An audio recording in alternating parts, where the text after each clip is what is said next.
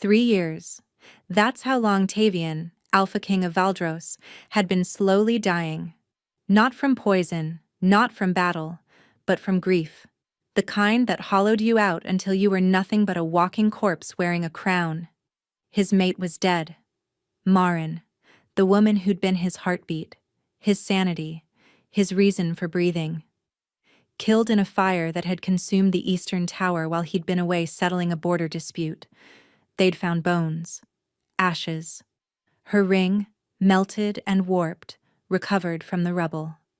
He'd buried what remained of her in the royal crypt and sealed his heart in there alongside her. For 3 years, Tavian ruled Valdros like winter itself. Cold, merciless, empty. His advisors whispered that he should remarry, produce an heir. He ignored them. How could he take another mate when the bond mark on his chest still burned with phantom pain every single night? And then, he saw her. She was carrying linens through the servants' corridor, head bowed, hair the color of dark honey falling across her face. Tavian stopped walking, stopped breathing, because that profile, that curve of jaw, that particular way she tucked her hair behind her ear. Impossible. It was impossible. You. The word tore from his throat before he could stop it. The servant startled, nearly dropping her bundle. She turned, lifted her gaze to his face, and Tavian felt his entire world crack open. Mourned's eyes, Mourned's face, Mourned standing before him, alive, breathing, real. But when she looked at him, there was no recognition, no joy, no love, only the blank politeness of a servant addressing her king. "Your Majesty?" she said, and curtsied low. "Is something wrong?" He'd spent 3 years dying slowly without her. Now she stood before him, alive, and looking at him like he was a stranger. The great castle of Valdros had been built to intimidate. Black stone towers clawed at gray skies, and the corridors were designed to make visitors feel small, insignificant, aware at all times that they walked through the den of the most powerful alpha on the continent. But tonight, the castle's master stood frozen in a servant's hallway, unable to move, unable to think, staring at a ghost. "Your Majesty," the woman repeated, her voice uncertain. "Have I done something to offend?" Tavian couldn't speak. His wolf was howling inside him, clawing at his chest, screaming one word over and over: mate, mate, mate. But the bond that should have snapped back into place the moment their eyes met, felt wrong, muted, like trying to hear music through thick walls. "What is your name?" He barely recognized his own voice. It sounded scraped raw. The servant, Marin. It was Marin. How could she not know? Clutched her linens tighter. "Wren, Your Majesty. I work in the West Wing. The linens, the beds, Wren." The false name tasted like ash on his tongue. "How long have you worked in this castle?" 2 years, Your Majesty. Nearly 3, I think." 2 years. She'd been here for 2 years while he'd been dying of grief, sleeping under the same roof, walking the same halls, and he hadn't known. "Who hired you?" Tavian stepped closer, and she stepped back, fear flickering in her eyes. That fear cut him deeper than any blade. She'd never been afraid of him. Not once. Not even when they'd first met, and she'd been a minor noble's daughter with no idea she was destined to be queen. She'd looked him dead in the eye and told him his reputation for coldness was dramatically exaggerated. Now she trembled before him like a rabbit before a wolf. "The head housekeeper, Your Majesty," she whispered. "Mistress Orla. She gave me work when I arrived. Please, if I've done something wrong." "Where were you before you came here?" Confusion clouded her features. I don't remember, Your Majesty." Tavian went still. "What do you mean you don't remember?" "I was told I was found wandering near the southern road," she said, the words tumbling out nervously. "I had no memory of who I was or where I came from. No family came looking for me. Mistress Orla took pity on me and offered me a position. I've been here ever since. No memory. The words hit Tavian like a physical blow. His mate, his Marin, had been alive this entire time, but someone had stolen her memories, stolen him from her mind.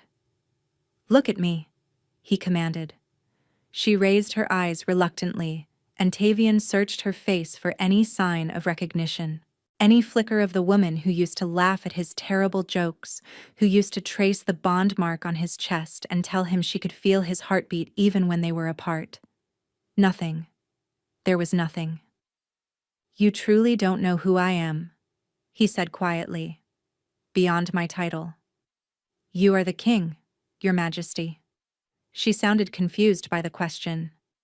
"Everyone knows who you are. But you don't know me."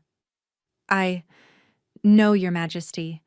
I don't believe we've ever spoken before." Tavian closed his eyes, fighting to control the storm raging inside him. His wolf wanted to grab her, hold her, and mark her again until she remembered. But that wasn't how this worked. Whoever had done this, whoever had tried to kill her and failed, then stolen her memories instead, they'd done something to the bond itself. He couldn't force her to remember. He couldn't force the bond to heal. But he could protect her. He could find out what had happened. And when he discovered who had taken her from him, he would tear them apart with his bare hands. "You will come with me," Tavian said, his voice leaving no room for argument. Fear flooded her scent. "Your Majesty, please. I don't understand. You're not in trouble." He softened his tone with effort. "But you will not be returning to the servants' quarters. Not tonight. Not ever again." "But why?" Her voice cracked. "I'm no one. I'm just a servant." Tavian looked at her. This woman who had been his queen, his partner, his entire world, and felt his dead heart shudder back to life. "You are not no one," he said quietly, "and I intend to prove it." He turned and walked toward the royal wing, not checking to see if she followed. She did. She had no choice. But as Tavian walked, his mind was already racing. Marin had supposedly died in a fire 3 years ago. Her body, or what they'd believed was her body, had been burned beyond recognition. But she was alive, which meant someone had staged her death. Someone had wanted her gone badly enough to kill her. And when that failed, they'd erased her mind and hidden her in plain sight. Someone in this castle. The chambers Tavian brought her to were grander than anything she'd ever seen. At least, anything she could remember seeing. Wren, that was her name, the only name she knew, stood in the center of the room and tried not to panic. Silk curtains framed tall windows. A fire crackled in a hearth large enough to roast a boar. The bed was canopied in deep blue velvet, big enough for 6 people. This was a queen's chamber. She could feel it in the weight of the silence, the quality of the dust-free air. "I don't understand," she said for the 10th time. "Your Majesty, there must be some mistake." The Alpha King stood by the window, his back to her, his massive frame silhouetted against the gray evening light. He hadn't spoken since they'd arrived. Just stood there, perfectly still, radiating a tension that made her wolf cower. Not that her wolf was particularly brave, it never had been. Or at least, not as far as she could remember. "There's no mistake," he said finally. His voice was low, controlled, but she could hear something raw underneath it. Pain, maybe, or rage. "But I'm a servant. I fold linens. I scrub floors. I don't belong in... You belong exactly here." He turned to face her, and Wren's breath caught. She'd seen the king from a distance before. Everyone in the castle had. He was impossible to miss. Tall, powerfully built, with black hair that fell past his collar and eyes the color of a winter storm. Handsome in a severe, intimidating way. But up close, she could see what distance had hidden. the shadows beneath his eyes, the hollowness in his cheeks, the way he looked at her like she was something precious and devastating all at once. "Your Majesty," she tried again.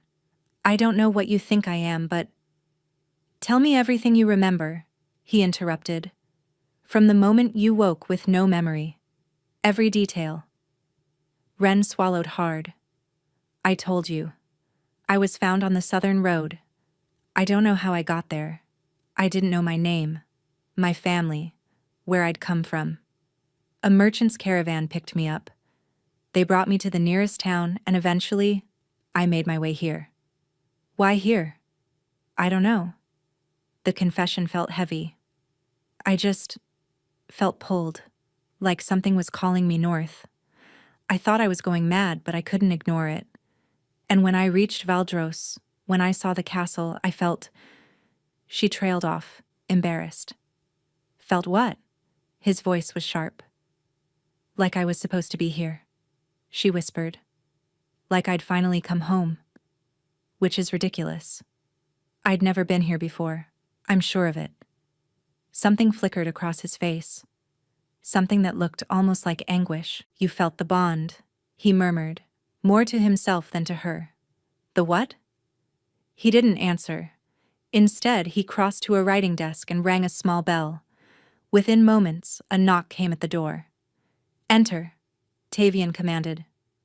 An older woman stepped inside, gray-haired, sharp-eyed, dressed in the severe black of an upper servant.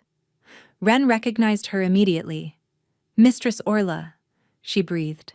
The head housekeeper's eyes widened when she saw Ren. "Your Majesty, what is the meaning of this? Has this girl done something?" "This girl," Tavian said quietly, "will be staying in these chambers from now on. You will assign her personal attendants, maids of noble birth only. A healer will examine her tonight.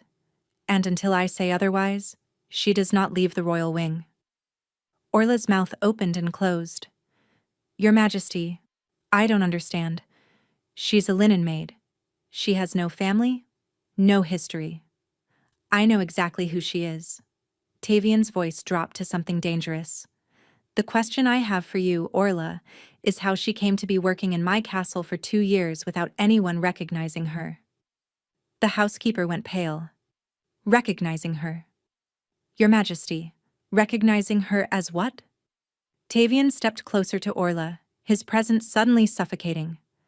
"As my wife, my queen, my mate." Silence crashed through the room. Ren couldn't breathe. The words didn't make sense. They couldn't possibly make sense. "That's impossible," she heard herself say. "The queen is dead. Everyone knows that. There was a fire.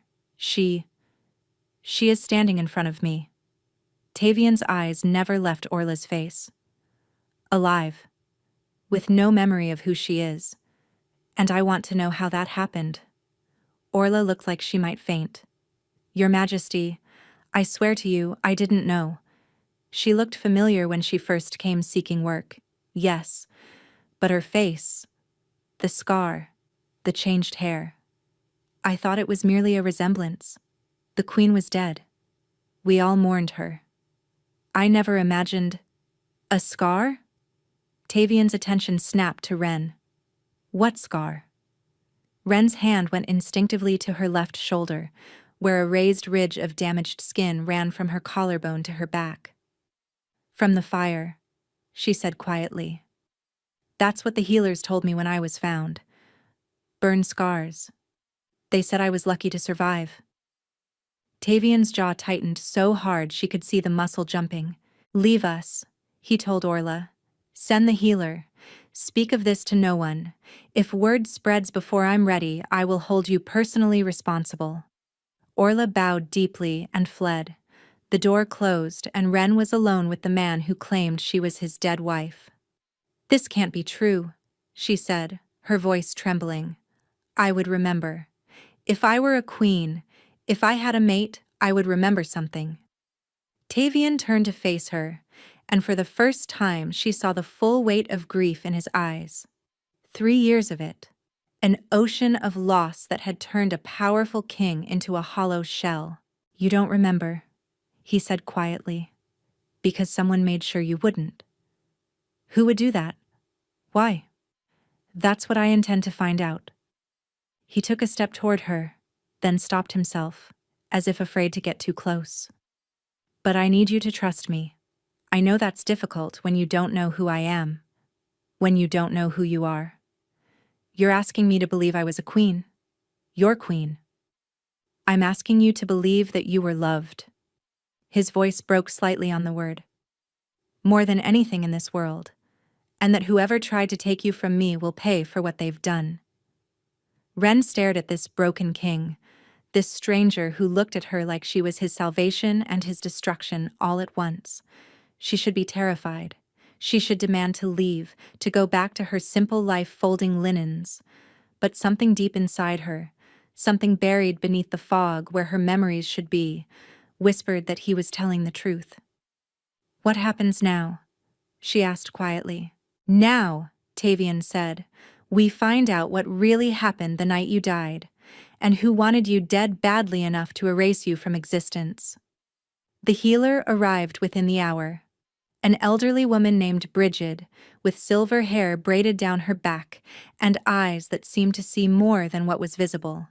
She examined Ren thoroughly while Tavian stood by the window, his back turned to give them privacy, but his body rigid with tension. Well? He demanded when Bridget finally stepped back. The old healer's expression was grim. It's her, Your Majesty. There's no question. The bone structure, the birthmark behind her ear, the way her wolf responds to examination. This is Queen Marin. Ren.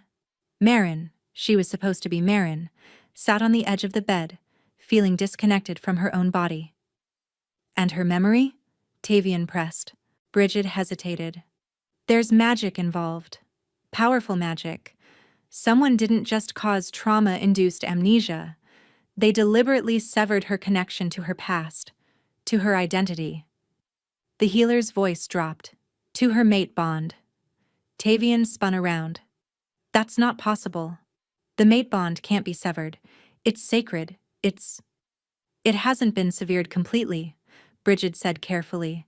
That's why she felt pulled here. That's why she found her way back to you even without knowing who you were.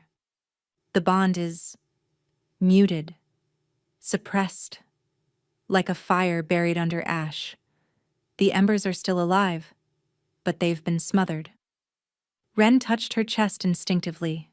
She'd always felt something there. An ache.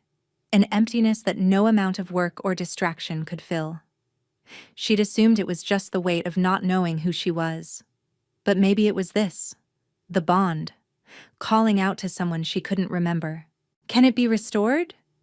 Tavian's voice was rough with desperate hope. Can she remember? Bridget chose her words carefully. Magic this powerful doesn't fade on its own. It would require an equally powerful counterspell, or, she glanced at Ren, or the bond might heal itself naturally if given time and proximity. The mate bond wants to be whole. It will fight to repair itself. How long? Weeks, months, perhaps years. I can't say for certain. Tavian turned away, his hands clenched at his sides. The silence stretched, heavy and painful. There's something else, Your Majesty, Bridget said quietly. Something you need to know. What? The magic used on her. It's not common. It's not something any ordinary witch could accomplish. Bridget's voice dropped to nearly a whisper. This level of memory manipulation requires blood magic, dark magic, and it requires the caster to have access to something deeply personal from the victim, such as hair, blood, a treasured possession. Bridget paused. This wasn't done by a stranger, Your Majesty. Whoever erased her memory knew her well, had access to her private belongings. The implication hung in the air like poison. Someone close to Marin, close to the Queen, had orchestrated her disappearance. Someone who'd had access to her chambers, her personal effects. Someone within the castle walls. Who knew she would be in the Eastern Tower that night? Tavian asked, his voice deadly quiet. Bridget shook her head. That's beyond my knowledge, Your Majesty. I do, Wren said suddenly. Both of them turned to stare at her. I don't remember being there, she said quickly. I don't remember any of it. But just now, when you mentioned the Eastern Tower, she pressed a hand to her temple.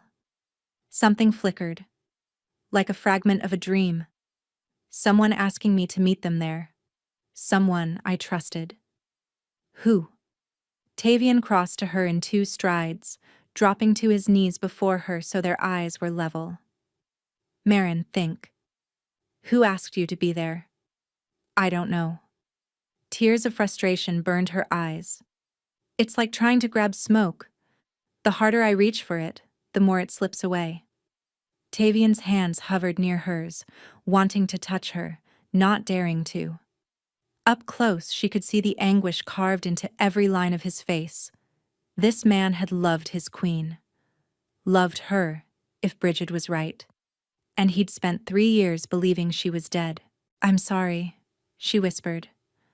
I'm trying to remember. I want to remember. Don't apologize. His voice cracked. This isn't your fault. None of this is your fault. Your Majesty, Bridget interrupted gently. There's one more thing. The bond suppression. It may be causing her physical effects as well. Fatigue, weakness, a sense of being incomplete. I've always felt that, Wren admitted. I thought it was just me. It's not you, Tavian said fiercely. It's what was done to you. He rose to his feet, and when he turned to Bridget, the grief in his expression had hardened into cold determination. No one outside this room learns of her identity, he commanded. Not yet. Whoever did this believes they succeeded. They think she's dead or gone forever. If they learn she's been found, they may try to finish what they started. You want to use her as bait? Bridget asked, horrified.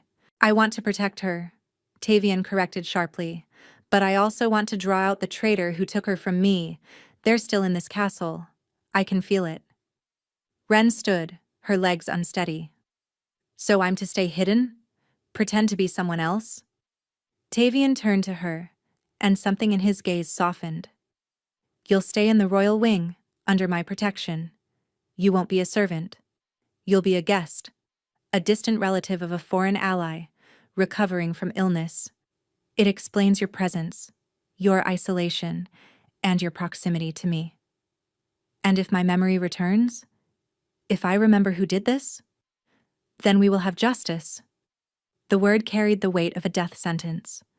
But until then, you stay close to me. You trust no one outside this room. And you tell me immediately if you remember anything else, even fragments, even dreams. Wren nodded slowly. This was madness, all of it. Yesterday, she'd been folding linens. Tonight, she was supposedly a dead queen, victim of dark magic, hidden in royal chambers while a traitor lurked somewhere in the castle. But that ache in her chest, that muted, smothered thing she'd carried for as long as she could remember, it stirred when she looked at Tavian. Not recognition, not yet, but something. A warmth beneath the ash. Maybe Bridget was right. Maybe the bond wanted to heal, or maybe someone would kill her before she ever got the chance to remember. One more thing, she said quietly. Tavian paused at the door, turning back. If I was your wife, if I was queen, then the night of the fire, she swallowed. Where were you? Pain lanced across his features. I was 2 days' ride away, a border dispute that demanded my personal attention. By the time I received word of the fire, it was too late. By the time I returned, his voice fractured.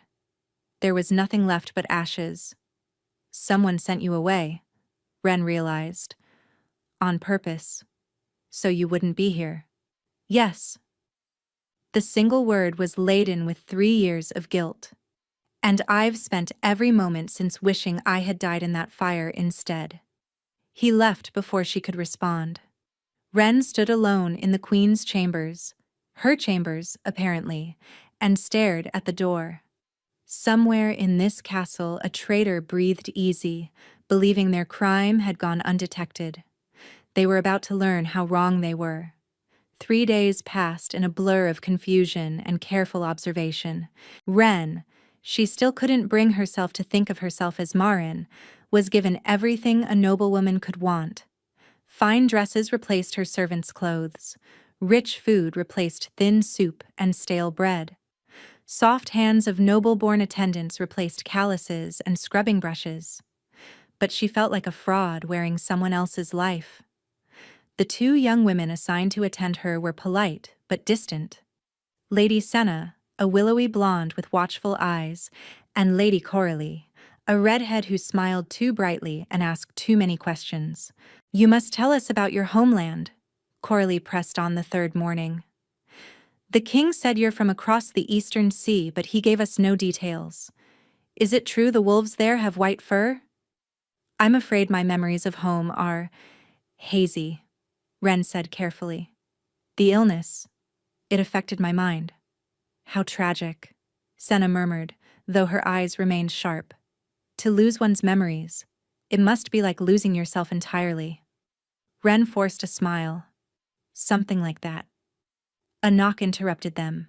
The door opened to reveal a broad-shouldered man with dark skin and close-cropped hair, his bearing unmistakably military. "His Majesty requests your presence," the man said. His voice was deep, his gaze assessing. "Alone." Coralie and Senna exchanged glances but said nothing, as Ren rose and followed the man into the corridor. "I'm Brannock," he said once they were out of earshot. "The king's second, his beta." "He told you about me?" Ren realized. "He told me everything." Brannock's expression was unreadable. "I was there the night we thought you died. I helped carry what we believed were your remains to the crypt." The words sent a chill through her. "I'm sorry. That must have been... I'm not looking for sympathy." His voice softened slightly. "I'm looking at a miracle. For 3 years I've watched my king destroy himself with grief. And now you're here." He stopped walking and turned to face her fully. "I don't know if you'll ever remember who you were, but I know who Tavian was before he lost you. Warm. Hopeful. Alive." His jaw tightened. "If there's any chance of bringing that man back, I'll do whatever it takes to protect you." Before Ren could respond, they'd reached a heavy oak door. Brannock knocked twice, then pushed it open.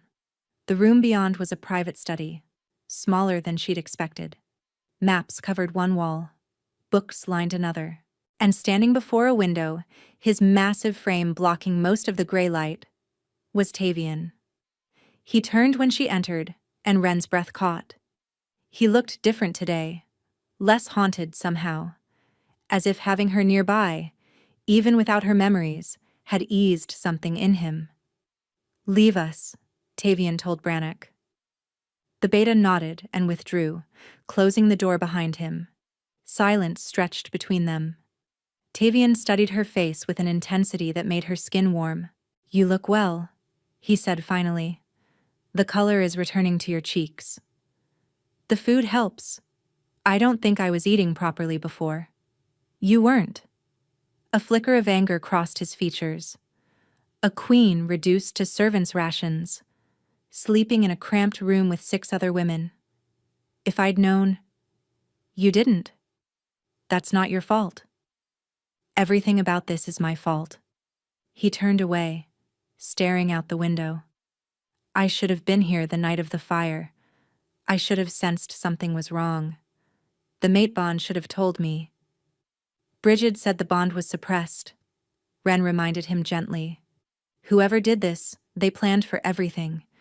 They made sure you wouldn't feel it when they tried to kill me." His hands clenched at his sides. "That doesn't absolve me?" Ren approached him slowly, the way one might approach a wounded animal. Up close she could see the tension in his shoulders, the rigid set of his spine. This man carried guilt like armor. It was crushing him. "Tavian," she said softly, He went very still. It was the first time she'd used his name without his title. I may not remember being your wife, she continued. I may not remember loving you. But I can see what losing me did to you.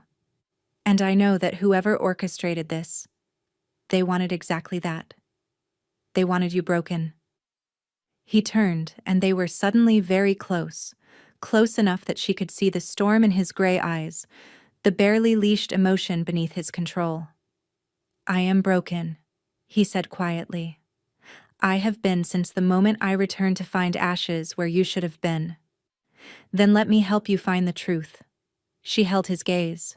Let me help you find who did this, not just for justice, but because I want to know who I was, who we were. Something shifted in his expression. The cold king she'd first met was cracking, revealing something raw underneath. Something human. You were everything, he said, his voice rough. You were stubborn and brilliant, and you argued with me constantly. You made me laugh when I'd forgotten how. You made me believe I could be more than just a weapon. His hand rose, hovering near her cheek, not quite touching. You were the only person who ever looked at me and saw a man instead of a monster. Ren's heart hammered against her ribs. The ache in her chest, that muted, buried thing, stirred violently. I want to remember that, she whispered. I want to remember you. His fingers finally made contact, brushing her cheek with heartbreaking gentleness. His touch was warm, grounding, and something inside her reached toward him. For a moment, just a moment, she felt it. A flicker of something vast and overwhelming, like glimpsing the ocean through a crack in a wall. Then it faded, and she was left gasping. What was that? She breathed. The bond, Tavian said, wonder in his voice. It's still there, buried, but alive. Before either could speak again, a knock shattered the moment. Your Majesty, Brannock's voice came through the door, urgent. You're needed in the Great Hall. The Lady Carith has returned from her family's estate. She's requesting an audience. Tavian's expression shuddered instantly. Carith? Who is she? Ren asked. He didn't answer immediately. When he did, his voice was flat. She was your closest friend, your lady-in-waiting. She was one of the last people to see you alive the night of the fire. The Great Hall of Valdros was designed to intimidate. Vaulted ceilings soared overhead, supported by pillars carved with snarling wolves. The king's throne sat on a raised dais, black stone and sharp angles, looking less like a seat and more like a weapon. Ren watched from a hidden alcove as Tavian received his court. He had insisted she observe, but remain unseen. If Carith is involved, he'd said, I don't want her knowing you exist. Not yet. So Ren watched through a gap in the curtains as a woman glided into the hall. Lady Carith was beautiful. Raven black hair cascaded down her back in elaborate waves. Her gown was the deep red of old blood, fitted to emphasize a figure that drew every male eye in the room. She moved with the confidence of someone who knew exactly how stunning she was. But it was her face that made Ren's breath catch. Something about those features, the sharp cheekbones, the full lips curved in a practiced smile, triggered a violent reaction in her chest. Not recognition exactly. Something darker. Something that felt like warning. Your Majesty, Carith purred, sinking into an elegant curtsy. It's been too long. 6 months, Tavian said, his voice neutral. You extended your stay at your family's estate. Grief takes time to process. Carith rose gracefully. Losing Marin was devastating for me. She was my dearest friend. Surely you understand. I understand grief. Of course you do. Carith's eyes swept over him with barely concealed hunger. We both lost someone precious that night. Perhaps we can comfort each other now that I've returned. From the alcove, Ren felt her wolf bristle with sudden, unexpected fury. The intensity of it startled her. She had no memories of this woman, no reason to react so strongly, but her instincts screamed that Kareth was dangerous. I require no comfort, Tavian said coolly. But you're welcome to return to your duties in the castle. We can discuss your responsibilities tomorrow. So formal. Kareth laughed lightly, but Ren caught the flash of irritation in her eyes. You used to be warmer with me, Your Majesty. Before the fire. Before you closed yourself off from everyone who cared about you. The fire changed many things. It doesn't have to. She stepped closer to the throne, bold in a way that made Ren's skin crawl. Mourned is gone, Tavian. She's been gone for 3 years. Surely it's time to move forward. To consider the kingdom's future, your future. My future is my own concern. Is it? Kareth tilted her head. The council presses you to remarry, to produce an heir. The kingdom needs stability. Her voice dropped, intimate and inviting. I could provide that stability. I knew Mourned better than anyone. I know what she would have wanted for you. Ren's hands clenched so hard her nails bit into her palms. The audacity of this woman, offering herself as a replacement, speaking of what Mourned would have wanted. And then, like a door cracking open, a memory surfaced. Kareth's face, younger but unmistakable, laughing as she brushed Mourned's hair. You're so lucky, she was saying, the most powerful alpha in the realm, and he looks at you like you hung the moon. What I wouldn't give. The memory fragmented, slipping away before Ren could grasp it fully. But it was enough. Kareth had been close to her. Close enough to touch her hair, her belongings, her personal effects. Close enough to obtain what was needed for blood magic. Close enough to betray her. In the great hall, Tavian rose from his throne. This audience is concluded, he said flatly. We'll speak tomorrow about your duties, nothing more. Kareth's smile didn't waver, but something cold flickered behind her eyes. Of course, Your Majesty. Tomorrow. She curtsied again and withdrew, her red gown trailing behind her like a bloodstain. Ren stayed hidden until the hall emptied, then slipped out to find Tavian waiting in the corridor. You saw, he said. I remembered. The words tumbled out. Just a fragment. She was brushing my hair. She said she envied what we had. What I had with you. Tavian's expression darkened.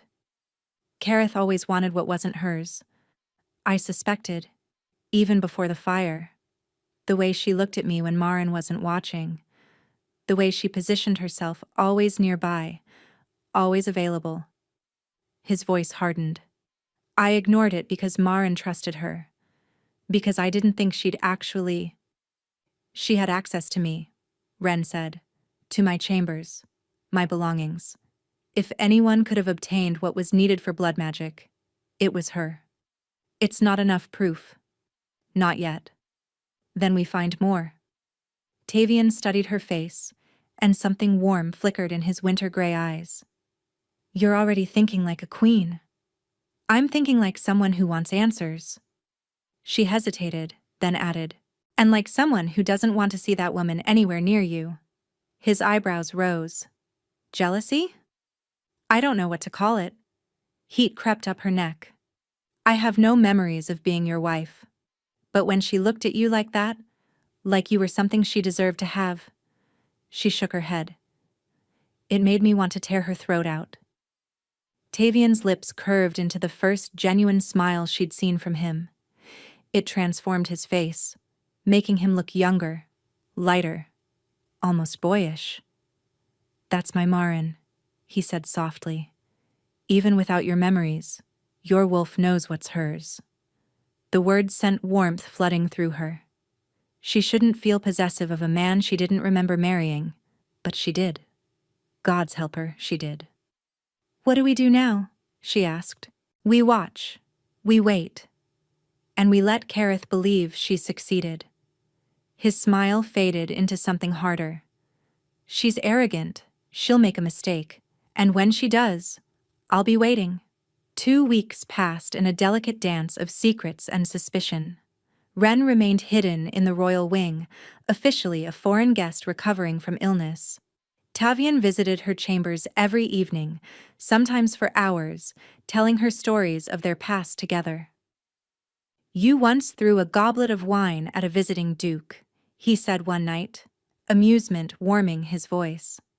He'd made a comment about omega wolves being better suited to bedrooms than council chambers. You told him his bloodline had clearly prioritized inbreeding over intelligence.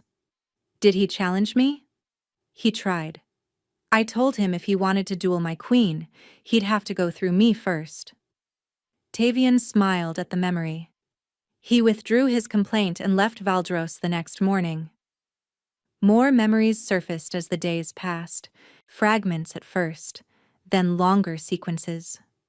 She remembered dancing with Tavian at their wedding, his hands steady on her waist, his eyes never leaving her face. She remembered arguing with him over tax policy and being surprised when he conceded she was right. She remembered the feeling of his lips on her neck, his teeth grazing her mark.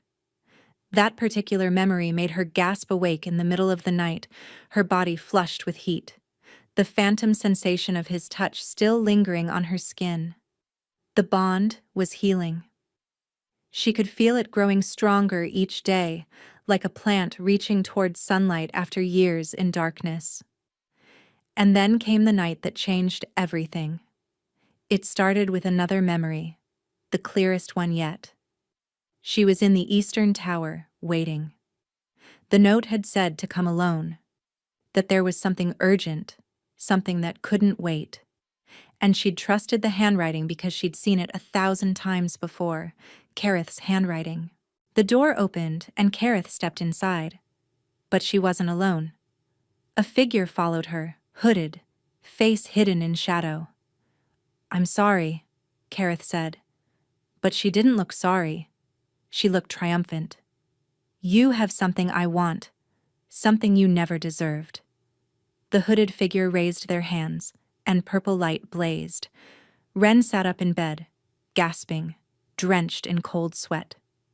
She knew. She finally knew. Kareth had lured her to the tower. Kareth had brought the Blood Witch. Kareth had orchestrated everything. Ren threw off her blankets and ran. Tavian's chambers were at the end of the royal corridor.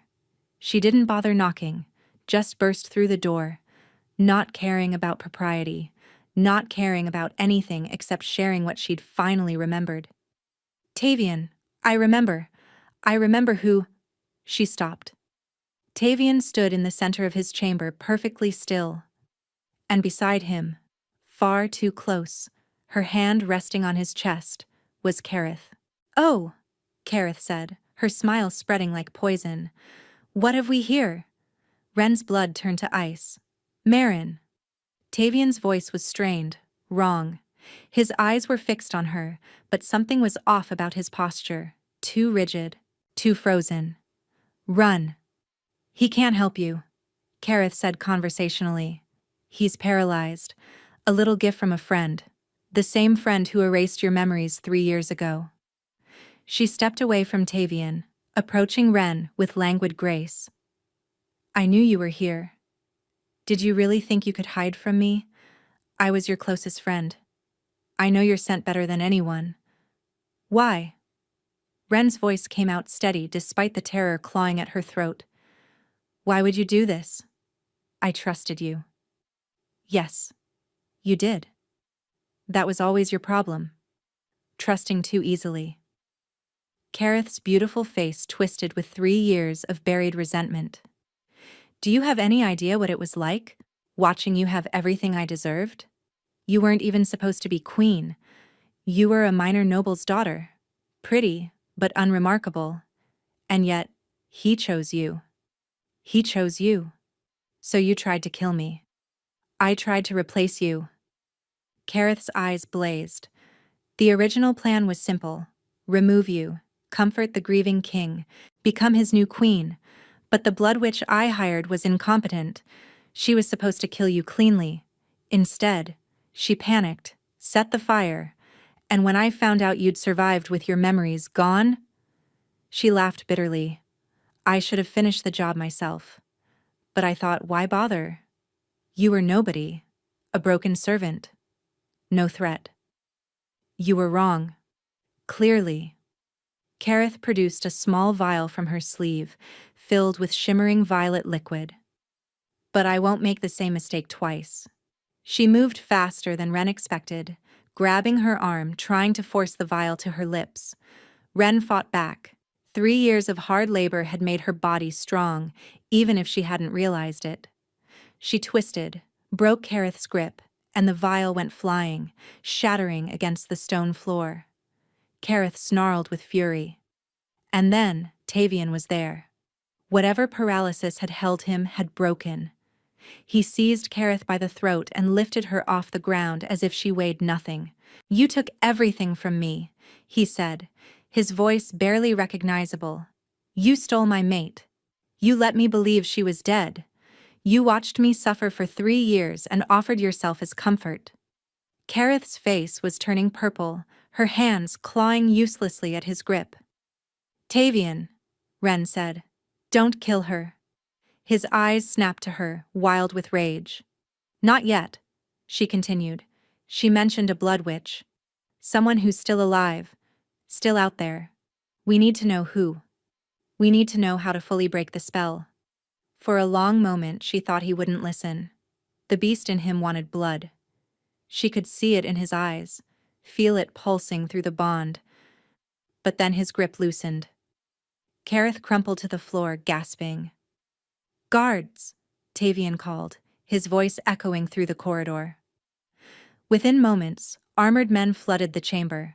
They took Kareth away, her screams of protest fading as they dragged her toward the dungeons. And then, Ren was in Tavian's arms. He held her so tightly she could barely breathe, his face buried in her hair, his whole body shaking. I couldn't move, he said raggedly. She had me paralyzed and I couldn't move. I thought I was going to watch her kill you all over again. She didn't. Ren pulled back to look at him. I'm here. I'm alive. And I remember. His eyes searched her face. How much? The night of the fire. Kareth luring me to the tower. A hooded witch.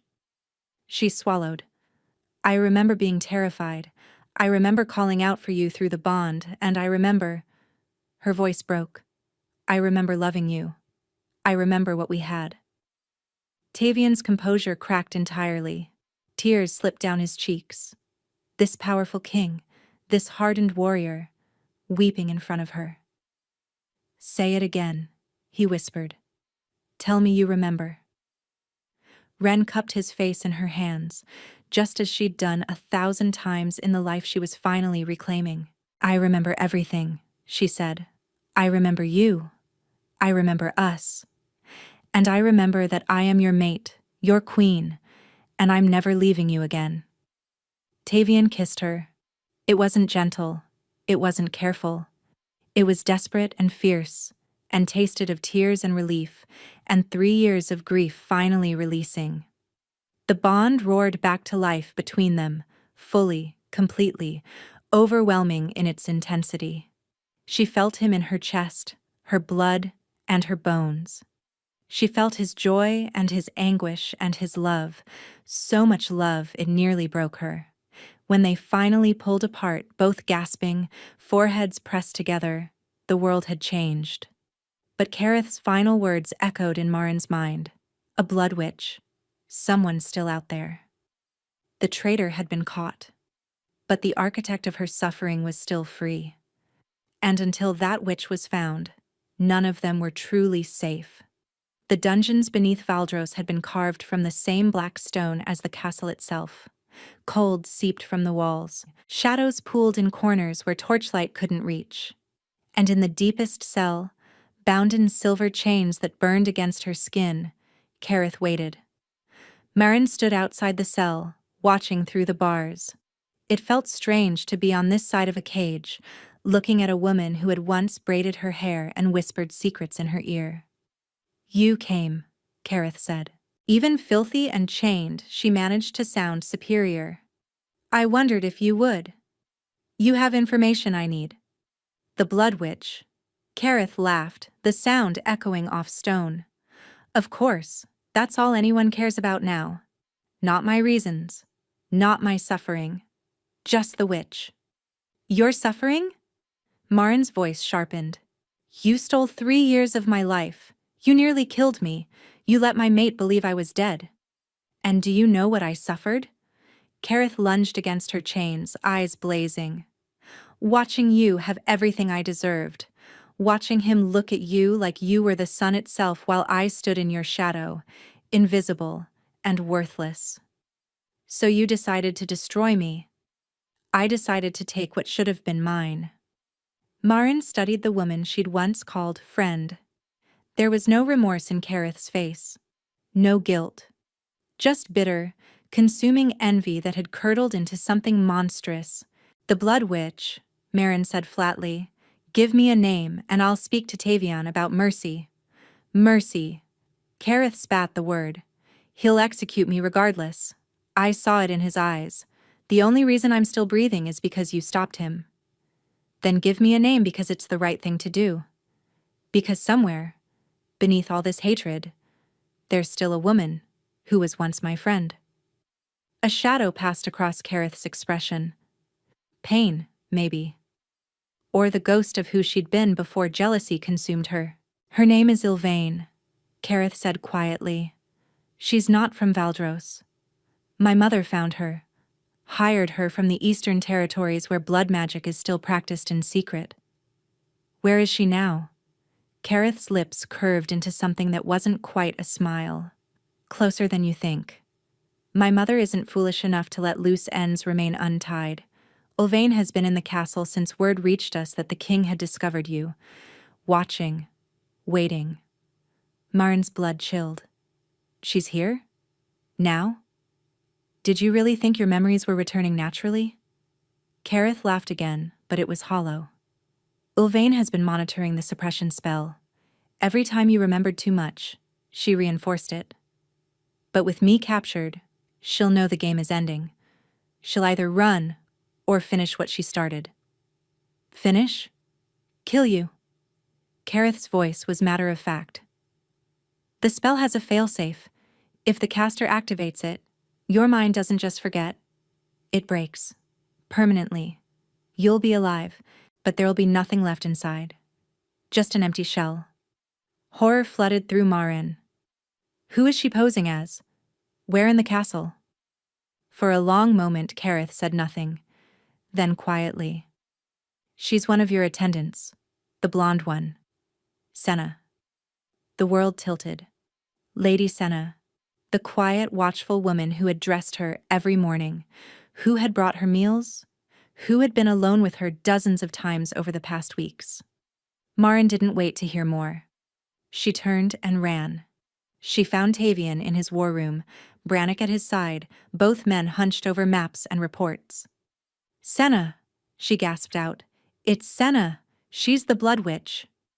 Tavian was moving before she finished speaking. Brannock, seal the castle. No one leaves. Find Lady Senna and bring her to me alive. Brannock nodded and sprinted out. How do you know? Tavian asked, crossing to her. Kareth told me.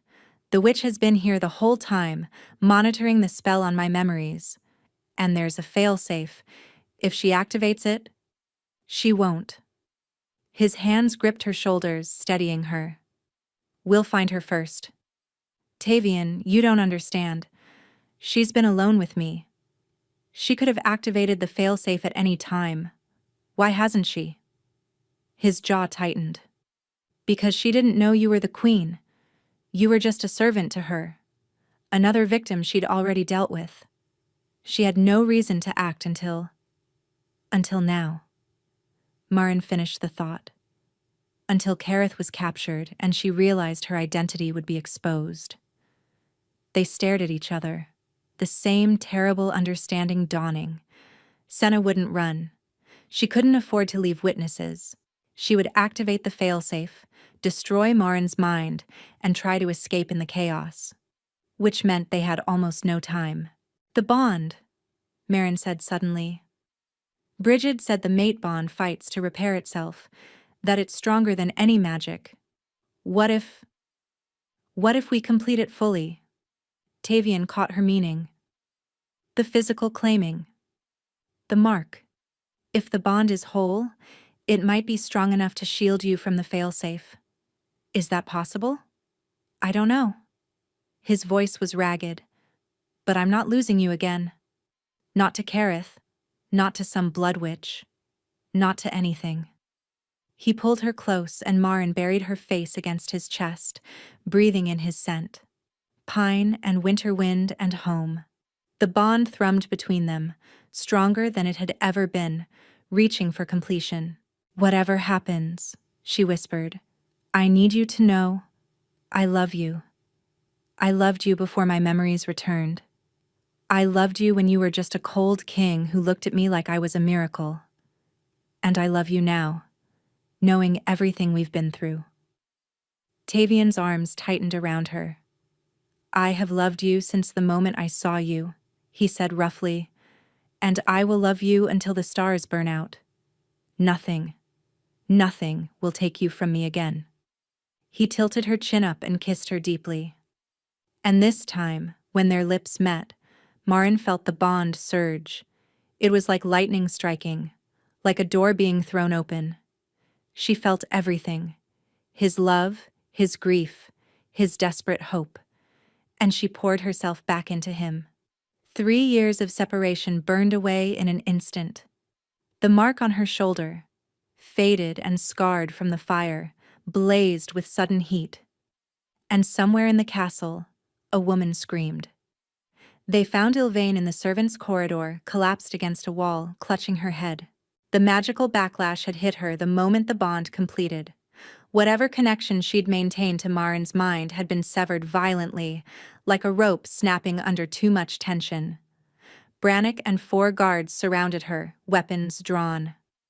Don't move, Brannock commanded. But Ylvain was already rising, and she was no longer the quiet, watchful attendant. Her eyes blazed with purple light, her lips pulled back in a snarl, and power crackled around her hands. You think your little bond can stop me? She hissed. I've broken stronger spells than your pathetic mating magic. She hurled a bolt of violet energy at the guards. 2 went down, screaming. The others scattered. Tavian shifted in an instant, his massive wolf form exploding forward, jaws aimed at Ylvain's throat. But she was ready. A shield of purple light deflected him, sending him crashing into the wall. Tavian! Mourned screamed. He struggled to rise, but the magical impact had stunned him. Blood matted the fur at his temple. Ylvain advanced on Mourned, power gathering in her palms. 3 years I've been cleaning up Kareth's mess, she spat.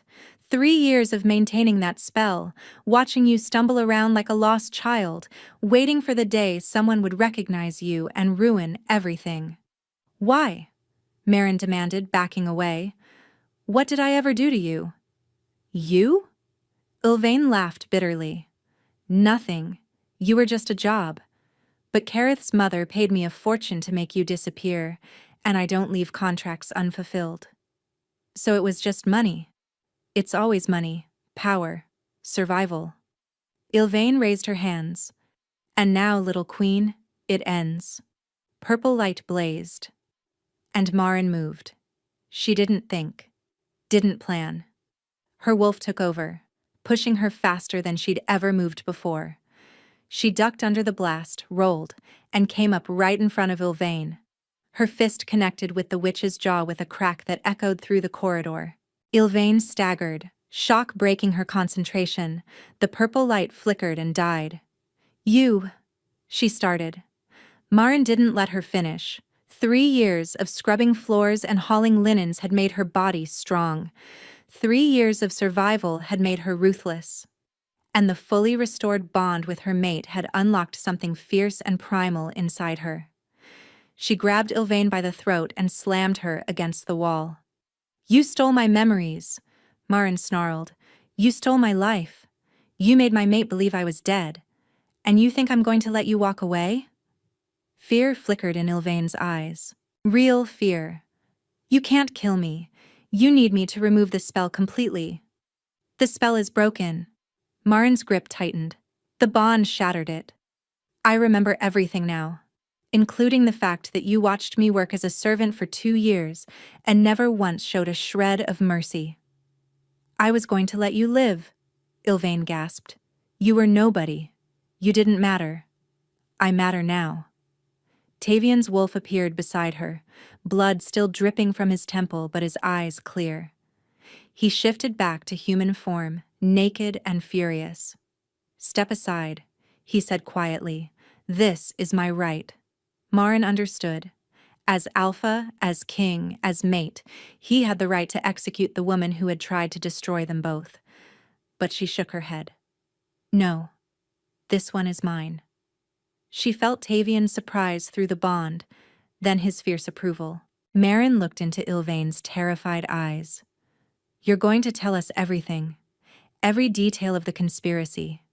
Everyone who was involved. And when you're finished, you're going to stand trial before the full court, where everyone will know exactly what you did. And then? Ylvain whispered. Marin smiled, cold and sharp. And then you'll discover what Valdros does to traitors. She released her grip, and Ylvain crumpled to the ground. Guards swarmed forward to bind her.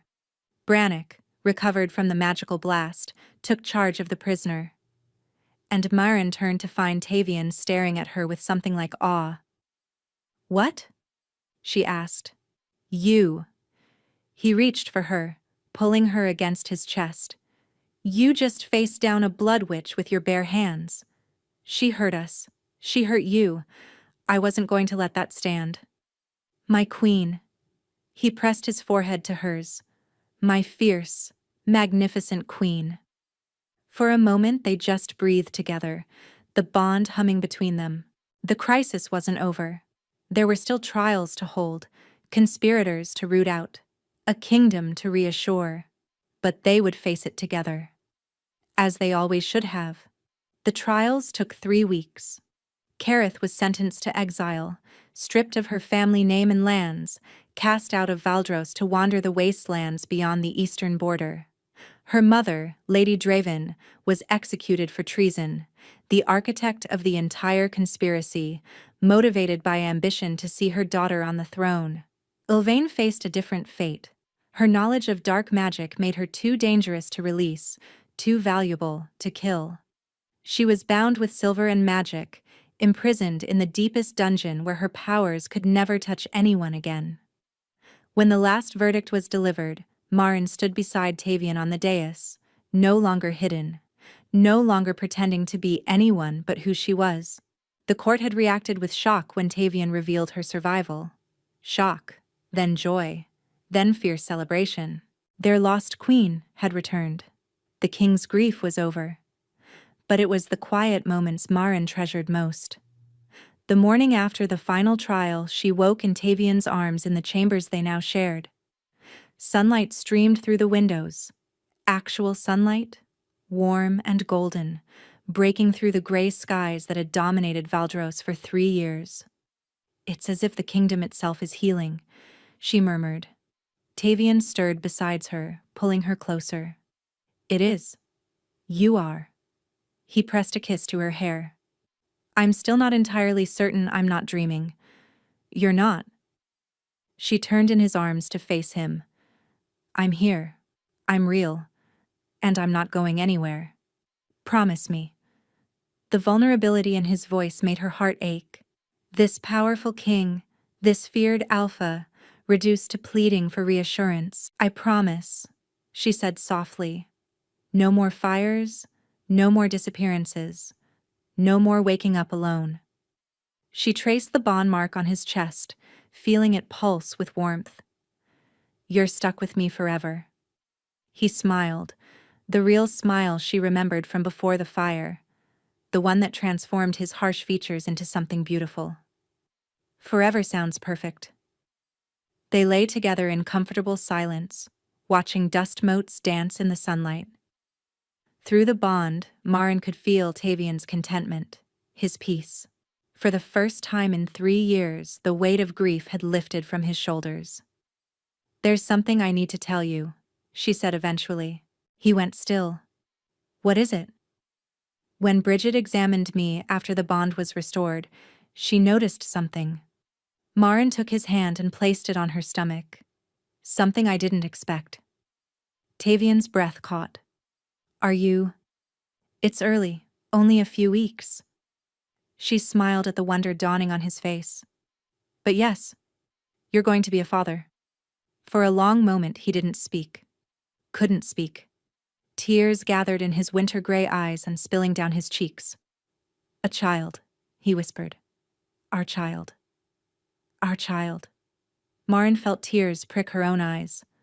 An heir for Valdros, a symbol that the darkness is truly over. Tavian gathered her close, his body shaking with emotion. She held him as he wept, not tears of grief this time, but of overwhelming joy. I thought I'd lost everything, he said raggedly. I thought the rest of my life would be nothing but cold and duty and loneliness. And now you have it all back. We have it all back. He pulled away to look at her, cupping her face in his hands. You gave me back my heart, Marin. You gave me back my life. I don't know how to repay that. Love me, she said simply. Love our child. Be the king and father I know you can be. That's all I've ever wanted. Always. He kissed her softly, reverently, for the rest of my days. That evening, Tavian made an announcement to the court. The queen was with child. The succession was secured. And in honor of their reunion, he was establishing a new law. Never again would a mate bond be desecrated by blood magic. Any witch who attempted such magic would face immediate execution.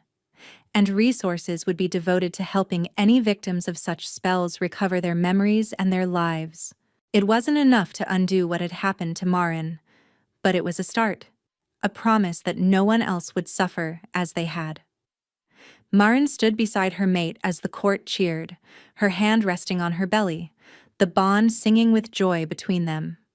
She thought of the woman she'd been just months ago. A nameless servant with no past, no memories, no hope. She thought of the ache she'd carried in her chest, that muted, buried thing she couldn't explain. The bond, fighting to bring her home. And it had. Against all odds, through fire and magic and 3 years of grief, it had brought her back to where she belonged. You're smiling, Tavian murmured. I'm happy. So am I. He took her hand, raising it to his lips. Happier than I ever thought I could be again. She leaned into him, breathing in his scent. Pine and winter wind and home. 3 years ago, she had died in a fire. Today, she had risen from the ashes. And as the sun set over Valdros, painting the gray stone towers in shades of gold and rose, Marin knew with absolute certainty that the darkness was finally behind them. Their story wasn't over. It was only beginning.